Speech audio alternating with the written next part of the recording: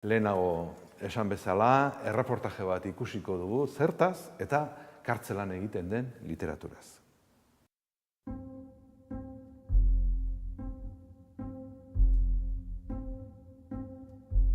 Kartzelan idaztea, nire ustez da libre sentitzeko era bat, harresia gainditzea da. Erromatarrak, greziarrak, zeintzuk ziren txiza egin aurretik batzuek eta egin ondoren besteek eskuak garbitzen zituzten haiek? Baina eskuak gabe mutur zimurdun zakileari da hau garbitzen. Eta oinei lustera ematen bestea. Arranoarenak bezalako errepeak iturri azpian ipinita. Batek esan lezake delikatua, ironiaz, esan lezake eskrupulosoa, mizkina nahi bada. Baina ez dakit noren atzean geratu zain, batako ingarbik eta amaitzen duen arte, ala besteak zakilaren bedeinkazioa bukatutzat eman arte, aurrena alde egiten duenaren lekuan edalontziari pasadatxoa emateko uretan. Edalontziaren ordez izan zitekeen hortzak garbitzea, edo eskuak, horrek etzukeen ezabatuko aurrean daukadan planoa. Nire burutazioak inora iritsi baino lehen amaitu du morroiak buztan garbiketa. Besteak hor diardu oraindik, oinen ondoren aurpegia garbitzen, mukiak arraskan zipristinduz. Aurrenan libratu den iturrian eman diot pasada edalontziari. Berariaz ari naizela horria zikintzen, esango luke edonork, balizko irakurketan azkagarri egitearren nabilela alegia.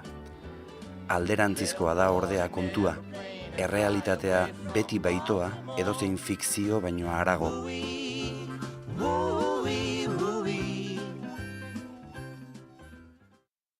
Kartzelan idazten duzu nahi eta nahi ez. Ez dago beste kartzelan dagoen guztia idatzi egiten du. Neskalagunari idazten dio, egunkarira idazten ditu kartzelan gauzak eskatzeko idatzi egin behar da. Zuk komunikazio bat nahi baldin baduzu edo arazo bat baldin badaukazu zuzendariari idatzi behar diozu. Eta zure amari kontatu nahi baldin badiozu, nola zauden idatzi egin behar duzu. Orduan, kartzelak berezkoa dauka idazketa. Hasi Bernard Etxeparetikan eta azkenengo libururaino, Jokin Urainek atera duen azkenengo libururaino, bada ibilbide literario bat, kartzelatik hasi eta kartzelan bukatzen dena, zen gogoratu behar da Bernard Etxepare bera, euskara jalgiadi plazara, jalgiadi munduraren egilea, Biarnoko kartzela batean abiatu zuela bere ibilbide literarioa ere. Presoak oso irakurle onak dira.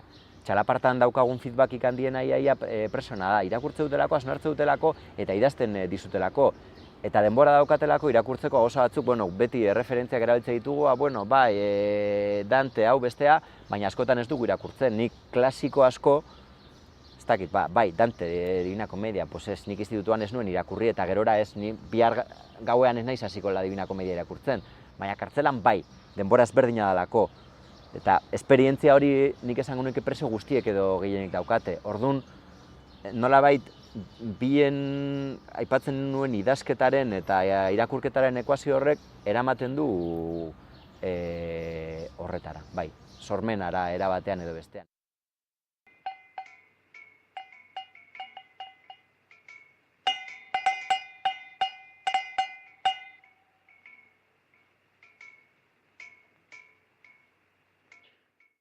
Gerora, gerra zibil garaian Lauaxeta ere hor dugu, fusilatu aintzin poema hunkigarriak eta testu oso adierazgarriak idatzi zituenak, goiz eder honetan hil behar nabe zioen. Eta gero ja pixkat hurbilago, 80. hamarkadan edo, batez ere Puerto Santa Marian, Carabanchelen, Herrera de la Manchan eta hor Joseba Sarrionaindia, Michel Sarasketak eta hauek literatur lanak abiatu zituzten, baziren itzulpen batzuk, batez ere preso islandarren itzulpen batzuk eginez, eta Joseba Sarrionaindiak ere bere liburuak idatzita, baina hor bada baita ere abia puntu bat. Hortikan etorri dira gero nahi bada Jokin Urain bera ere, Xabier Rizaga edo Jon Etxeaindia bera ere ez. Eta Jon Etxeaindiak ederki asko zioen bezala, kartzelan literatura asko egiten da, idatzi, irakurri asko egiten da. eta berak ongi zioenez, literatura asko egiten da, baina kartzela ez da joko literario bat. Nik uste dut, espetxean idazten den literatura, erresistentzi literatura badela. Deitu erresistentzia norbeak zutik irauteko eta eusteko literatura den enean, deitu erresistentzia literatura kartzelak esan nahi duen munstroari aurpegi emateko eta aurre egiteko literatura bezala. Kartzelan egindako literaturak ale bat baino gehiago utzi dizkigu udaberri honetan. Alde batetik, Mikel Albixu Antzaren ospitalekoak eleberria. Urteetako isilunea hautsi du Donostiako presoak, garai batean Susa argitaletxeko sortzailetako bat izan zen Aresek. Bestetik, Jokin Urainen ez dago etxean saiakeratsua plazaratu du argitaletxe berak, Susak. Urainek kartzelako literaturaren baitan bidaia proposatu dio irakurleari. Bidai horrek dakartzan poz eta nekeekin ezinbestean.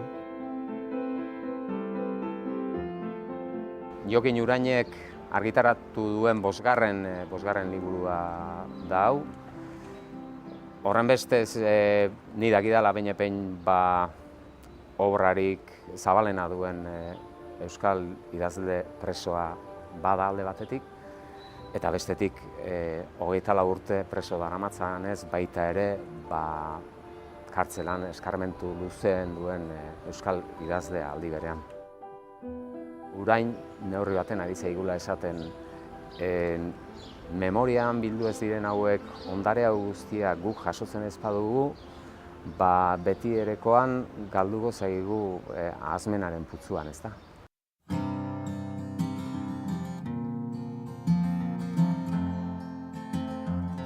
Kartzelari neurria hartzeko idazten du presoak, agian, edo saguzarren tenorean mamuak uxatzeko. Bakoitzak bere arrazoiak ditu. Izan daiteke hormen arteko haize gildoa mugiarazteko, horretarako barrua inarrosi behar bada ere. Edo izan liteke isiltasunari errimak bilatzeko, musikarik ez galtzeko. Batzuk luze idazten duten oski, eta bestetzuri nahikoak zaizkie bi hitz. Asko izan dira, bai, norberaenak idatzi naiz besterenak itzuli, arkatza eskuetan hartu dutenak, eta izan dira gainera langintza horretan nabarmendu direnak. Hainbeste ze sarri entzuten baitugu haien berri.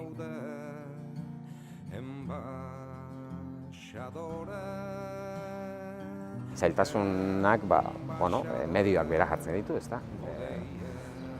Urain preso dago eta testu horiek atera egin behar dira.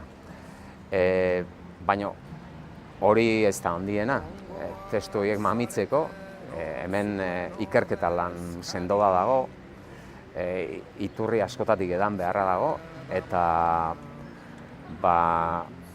zerbait baldin kartzela neurri handi baten agortutako putzua da, ezta? Hor ez dago urxiriparik behintzat zilegitasunez ara iristen denik. Sarri komentatzen zuen, ez dakitze liburuzten diez naiz hemengoa idazten ari zenean, zuzenketak sartzerakoan, arazo pila auki zituztela, kartzelak pentsatzen zulako klabe bat zala. Bai, gorri bat jasotzen baldin baduzu eta badago hemen gorri bat eta gauza bat markatuta eta zeta denean ez agertzen da eta atxe bat atzatuta, halako mentalidadetekin bai pentsa dezakezu dala, bai, ez dakit, helikopteroa kartzela gainean noiz jarriko den esaten duen, ez dakit, klabea. Han ez dago idazterik, ez ordenagailurik ez daukate barruan, dana eskuz idatzita atera behar da, eskuz idatzitako hori guztia gero jo egin behar da ordenadorean, eta jotako hori gero zuzendu, atzera berriz ara sartzen saiatu. Bizitza honek lau ertz ditu ene pentsamentuak ere, eta denboraren diktadurak, geroaren aldabak apurtu dituelarik, zure ametsaren sabelean bizi nahi nuke, gauleenaren abaraska batean bezala. Astunak dira hitzezko katebegiok, eta ene hatz joriak oihu egiten dizu. Ez da izanen oldar gehiagorik. Mindu ene garraisi geunak, eta egun senti urratu berriak, gau iluna zauritu du, leio burdina erdoilduek, ene sentimenduak atzamarkatu dituzte.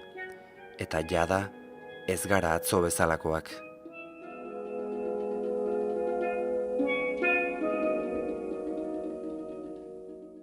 Sarriona Indiek eta batez ere, Xabier Izagak eta denak, egin diteke pixka bat kidetasunaren, bera eta kidetasunen arteko historio, anekdota, bizipen, edo epaileen gana joateko bizipen hori, kartzela bergo funtzionarioekin gertatutako hainbat historio, eta pixka bat hori kontatzen ditek, ez da. Nik egia esan, ni ez nien bat ere hola bizitu. Idazteko orduan, nire izan nuen, nita neska lagunaren arteko, zilborreste bat osatzea, nire helburu hori guan.